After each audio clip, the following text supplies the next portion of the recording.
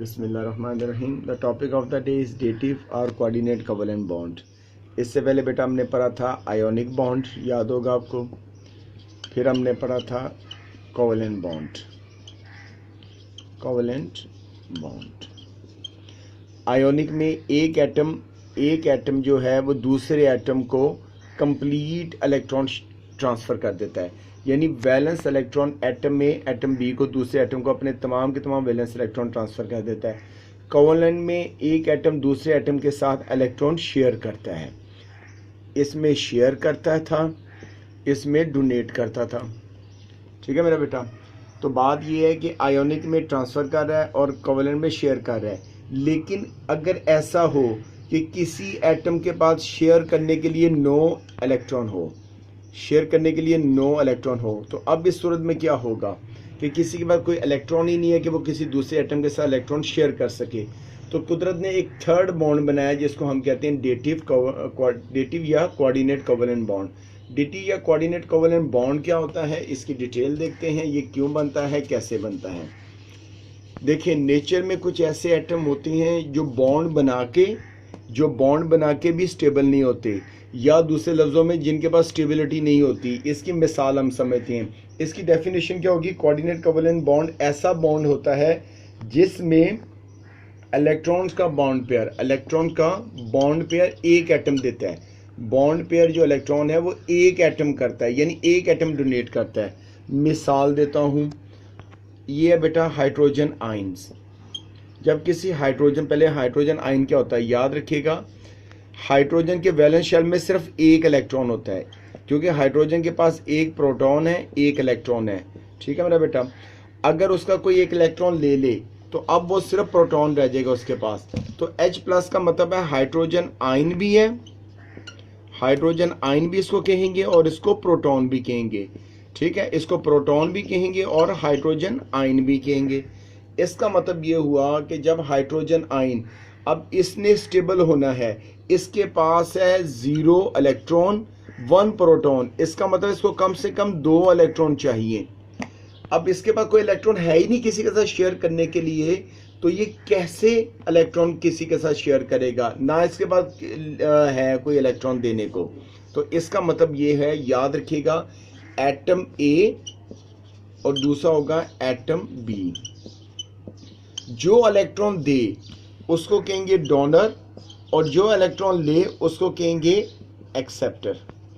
अब सवाल ये पैदा होता है, डोनर कौन होगा, जिसके पास देने के लिए, शेयर करने के लिए लॉन पेयर हो।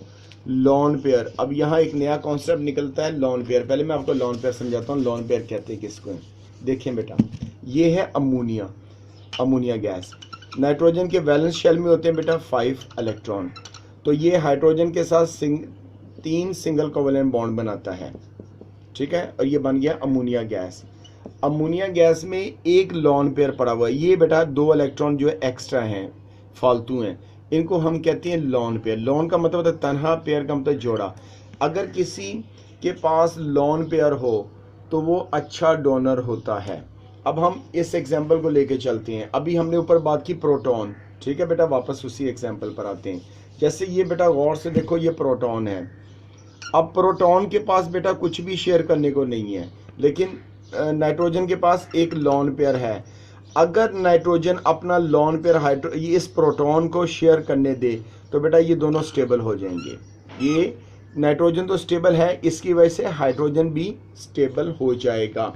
इसका मतलब ऐसी कंडीशन जिसके अंदर बेटा एक एटम के पास कुछ ना शेयर करने को हो। यहाँ कुछ नहीं है शेयर करने को, क्योंकि उसके पास सिर्फ एक ही प्रोटॉन है, तो इसको 2 इलेक्ट्रॉन चाहिए। तो ये 2 इलेक्ट्रॉन जो है ये इसको कौन देता है, नाइट्रोजन। तो इसके नतीजे में जो स्पीशी बनती है NH4, ये बन जाएगा NH4+। ये बन गया रेडिकल। इसको कहते हैं एडक्ट। क्या कहेंगे, एडक्ट। इसका मतलब है, जैसे बेटा आपको याद होगा मैंने बताया था, आयोनिक बॉन्ड के नतीजे में जो चीज़ बने उसको आयोनिक कंपाउंड कहते हैं। कोवेलेंट बॉन्ड के नतीजे में जो चीज़ बने उसको हम कहते हैं कोवेलेंट कंपाउंड। इसी तरह डेटिव या कोऑर्डिनेट कोवेलेंट बॉन्ड के नतीजे में जो स्पीशी या जो सब्सटेंस बनता है उसको हम क्या कहेंगे, एडक्ट। क्लियर हो गया। एक दूसरी एग्जांपल हम करते हैं। दूसरी एग्जांपल देखते हैं जो आपकी बुक में है। जिसमें है बोरॉन ट्राइफ्लोराइड। पहले बोरॉन के वैलेंस शेल में होते हैं बेटा 3 इलेक्ट्रॉन और फ्लोरीन के वैलेंस शेल में होते हैं 7 इलेक्ट्रॉन। हम बना लेते हैं, ये फ्लोरीन और एक फ्लोरीन नीचे बना लेते हैं। अब मेरा बेटा गौर से देखो, ये फ्लोरीन भी स्टेबल है, ये फ्लोरीन भी स्टेबल है, ये फ्लोरीन भी स्टेबल है, लेकिन बोरॉन के पास हैं 2, 2 4, 2 6 इलेक्ट्रॉन। बोरॉन जो है स्टेबल है, उसके पास 6 इलेक्ट्रॉन, इसको 2 इलेक्ट्रॉन मोर चाहिए स्टेबिलिटी के लिए। अब बोरॉन वेट करता है, बोरॉन अगर अमोनिया इसके साथ रिएक्ट कर जाए, कैसे? अब बेटा दोबारा वही एग्जांपल जो अभी हमने पीछे की थी। अमोनिया में ये देखें, गौर से देखें, अमोनिया हाइड्रोजन के साथ 3 बॉन्ड बना रहा है, ठीक है मेरा बेटा, और इसके पास एक लोन पेयर अभी बाकी है, ठीक है ना। अभी हमने पीछे देखा था एक लोन पेयर। अगर नाइट्रोजन अपना लोन पेयर बोरॉन को दे दे तो बोरॉन भी स्टेबल हो जाएगा। इस तरह बेटा NH3 और BF3 इनके दरमियान एक बॉन्ड बन जाएगा, इसको हम कहेंगे एडक्ट। अब गौर से देखो, बोरॉन भी स्टेबल हो गया और नाइट्रोजन अमोनिया भी स्टेबल हो गया, क्योंकि अमोनिया ने अपना लोन पेयर शेयर करने को दिया है। बोरॉन के पास शेयर करने को कुछ नहीं था, इस वजह से उसने डेटिव या कोऑर्डिनेट कोवेलेंट बॉन्ड बना दिया। आज जो हमने नया डेटिव या कोऑर्डिनेट कोवेलेंट बॉन्ड पढ़ा, इसमें हमने पढ़ा कि इसमें एक बॉन्डेड एटम अपना जो है बॉन्ड पेयर इलेक्ट्रॉन शेयर करने को देता है। तो इसमें एक बॉन्डेड एटम यानी नाइट्रोजन ने अपना बॉन्ड पेयर इलेक्ट्रॉन बोरॉन को शेयर करने के लिए दिया।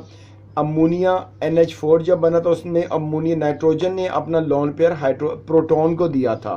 तो इस तरह ये बॉन्ड स्टेबल होता है। और ये था आज का। कल इंशाल्लाह ताला नेक्स्ट हमारा टॉपिक है जो कि हमारा है पोलर और नॉन पोलर कोवेलेंट बॉन्ड। कल हम पढ़ेंगे पोलर क्या होता है, नॉन पोलर क्या होता है। बाज़ दफ़ा कोई कोवेलेंट आयोनिक नेचर का भी होता है, यानी है तो वो कोवेलेंट लेकिन आयोनिक नेचर का होता है, और बाज़ दफ़ा कोई कोवेलेंट नेचर का होता है। कल हम पढ़ेंगे बॉन्ड की नेचर का है, कोवेलेंट बॉन्ड की नेचर कैसे बनती है। इंशाल्लाह ताला कल हम इसके ऊपर मज़ीद रोशनी डालेंगे। Thank you very much.